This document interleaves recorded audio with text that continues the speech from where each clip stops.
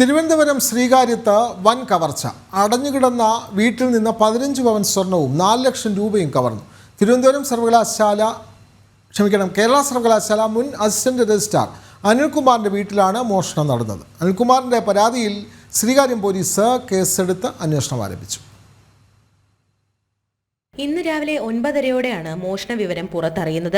അനിൽകുമാർ രാവിലെ വീട്ടിലെത്തുമ്പോൾ വാതിൽ തുറന്ന നിലയിൽ കാണപ്പെട്ടു. അകത്ത് കയറി പരിശോധിച്ചപ്പോഴാണ് സ്വർണവും പണവും നഷ്ടമായ വിവരം അറിയുന്നത്. അലമാരയിൽ സൂക്ഷിച്ച 15 പവനും 4 ലക്ഷം രൂപയും നഷ്ടമായി. കഴിഞ്ഞ 4 ദിവസമായി വീട് അടങ്ങിക്കിടക്കുകയായിരുന്നു. കേരള സർവകലാശാലയിലെ മുൻ അസിസ്റ്റന്റ് രജിസ്ട്രാർ അനിൽകുമാറിന്റെ വീട്ടിലാണ് മോഷണം നടന്നത്.